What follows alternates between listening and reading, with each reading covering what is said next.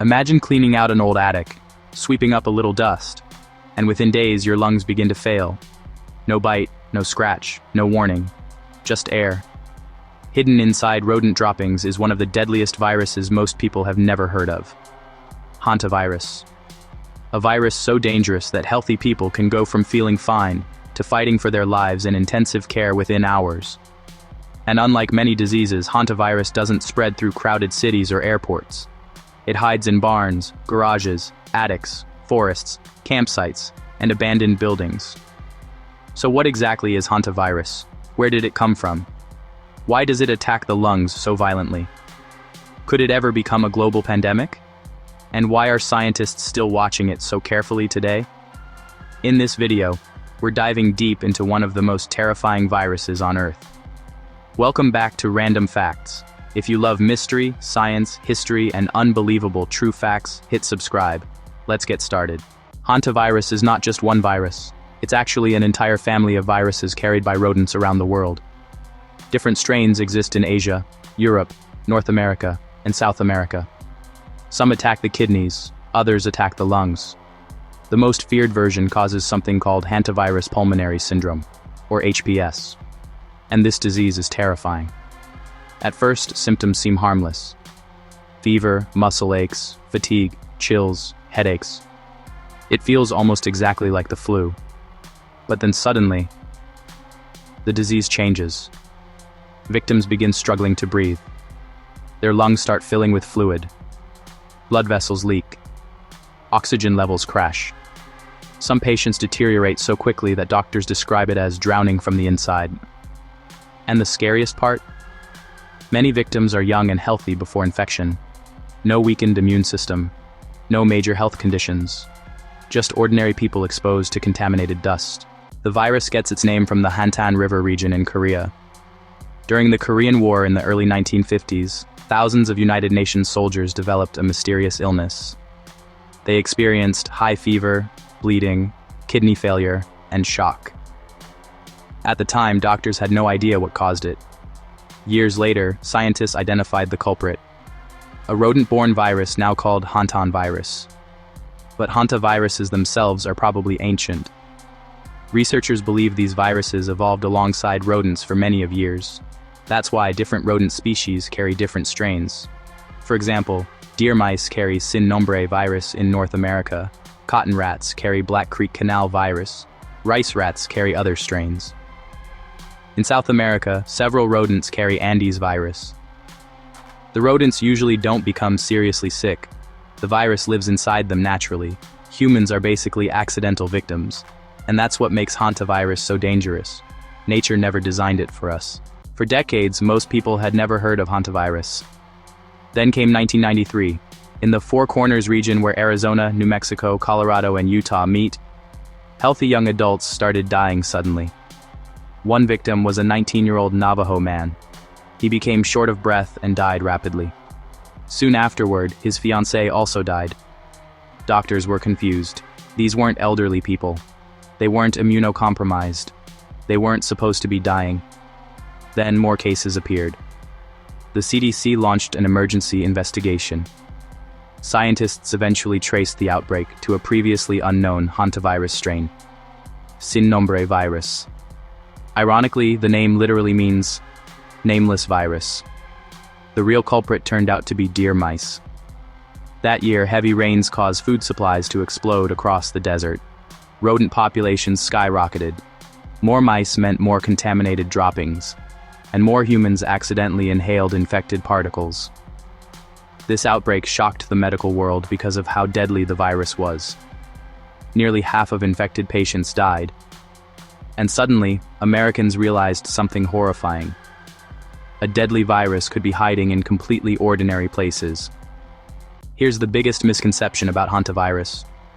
Most people think you get infected from being bitten by a rat. That can happen, but it's rare. The real danger is the air. When rodent urine or droppings dry out, tiny virus particles can become airborne. Then someone sweeps a floor, opens an old shed, cleans a garage, disturbs dusty nesting material, and breathes the virus in. That's it. No dramatic exposure required. That's why health experts recommend ventilating closed spaces first, using disinfectant spray, wearing gloves and masks, and never sweeping dry droppings. So what exactly happens inside the body? This is where things become truly terrifying. Hantavirus attacks the lining of blood vessels. Scientists believe the immune system's overreaction plays a major role in the damage. Instead of simply killing infected cells, the body essentially creates widespread leakage in tiny blood vessels. Fluid escapes into the lungs, blood pressure drops, organs begin starving for oxygen. Patients can deteriorate with shocking speed. Some doctors say victims can look relatively stable one moment and be in respiratory failure hours later. And because early symptoms resemble common illnesses, diagnosis is difficult. Doctors may initially suspect influenza, pneumonia, COVID, severe flu, or respiratory infections. Meanwhile, the disease keeps progressing. Many patients require intensive care, oxygen therapy, mechanical ventilation, or advanced life support. There's currently no universally approved cure specifically for HPS. Supportive care is the main treatment, and timing matters enormously. The earlier patients receive advanced medical care, the better their chances. Here's where the story gets especially interesting. Most hantaviruses do not spread from person to person. That's one reason scientists don't currently view it as a major pandemic threat. But there is one exception, Andes virus.